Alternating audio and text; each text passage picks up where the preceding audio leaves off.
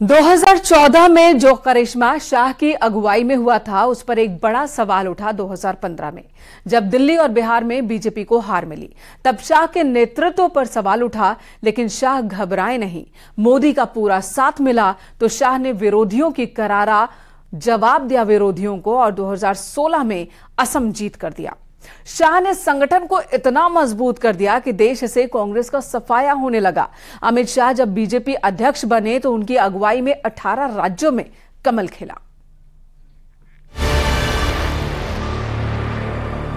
ये तो ट्रेलर है। अभी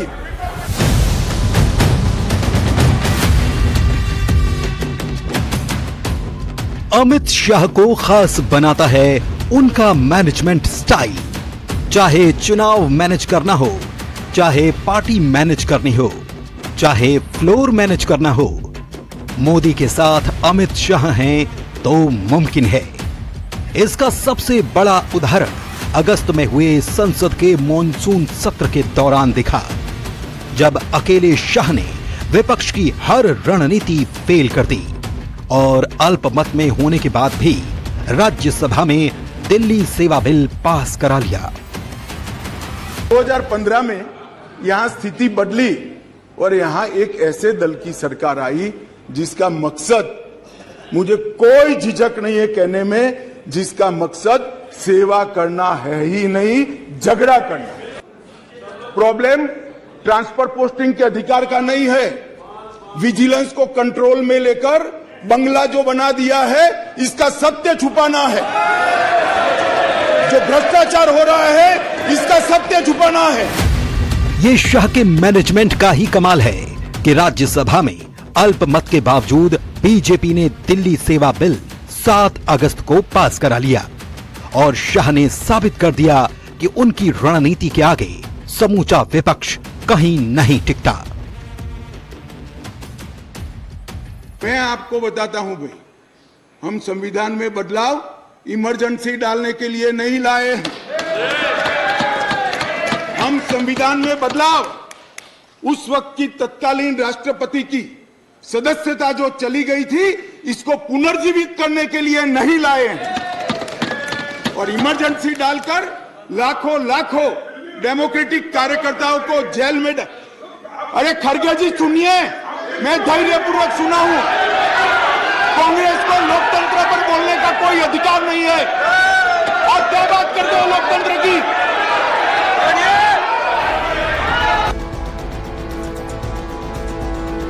पीएम मोदी की नजर में अमित शाह की कितनी अहमियत है, ये इसी बात से समझ सकते हैं कि जब अगस्त में विपक्ष अविश्वास प्रस्ताव लेकर आया और पीएम मोदी ने सदन में हुंकार भरी, तो जितनी बार विपक्ष पर उनका वार हुआ, करीब उतनी ही बार वो अमित भाई कहकर शाह को याद करते रहे।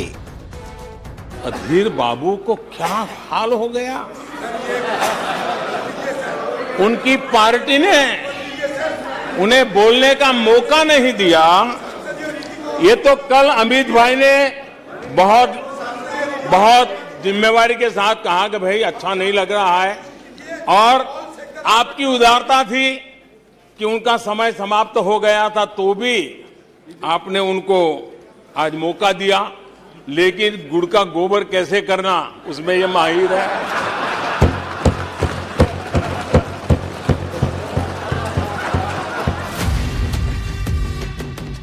अमित शाह सिर्फ सरकार के संकट मोचक नहीं हैं, बल्कि पार्टी को भी हमेशा संकट से बचाते रहे हैं। जब अमित शाह अध्यक्ष थे तब देश के 18 राज्यों में बीजेपी सत्ता में थी। देश की लगभग 70% आबादी पर बीजेपी शासन चल रहा था।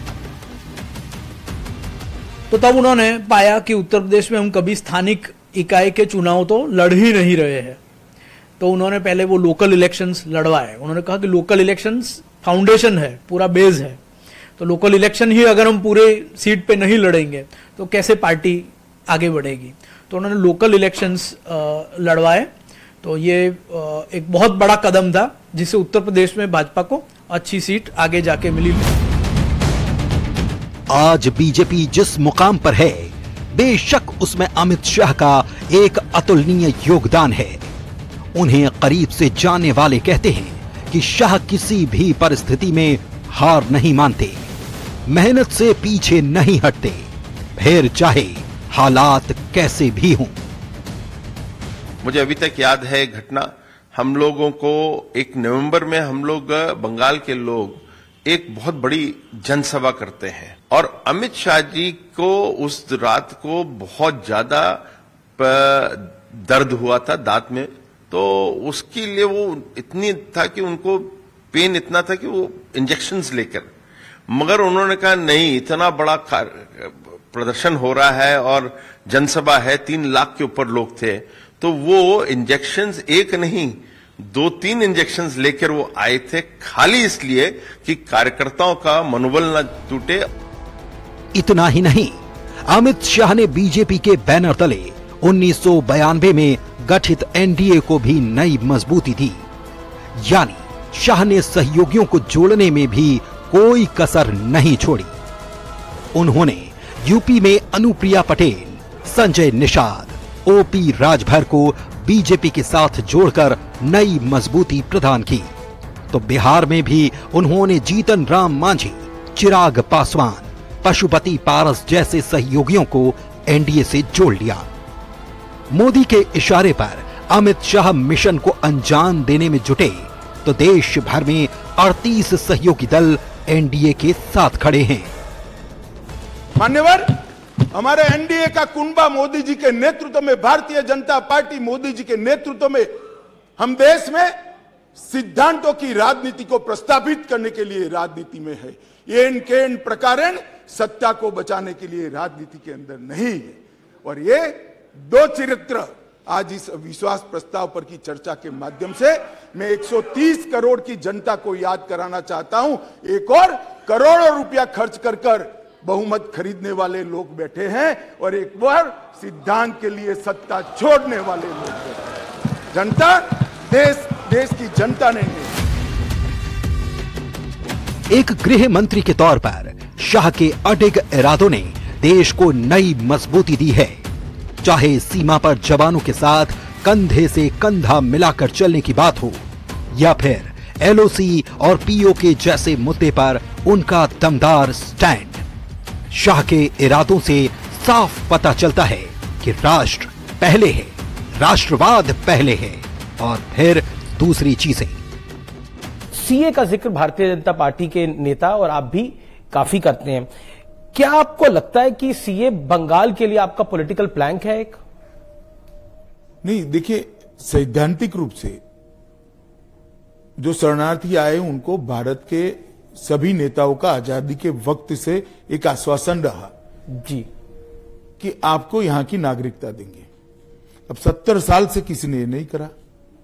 भारतीय जनता पार्टी ने 2019 के अपने चुनाव घोषणा पत्र को, सीए को हमने चुनाव घोषणा पत्र में रखा था और 20 में हम कानून लेकर आए। इसको मैं नहीं मानता राजनीतिक दृष्टि से देखना चाहिए, मगर जब आप सीए का विरोध करते हो तो ऑटोमेटिक चीज पॉलिटिकल हो जाती है।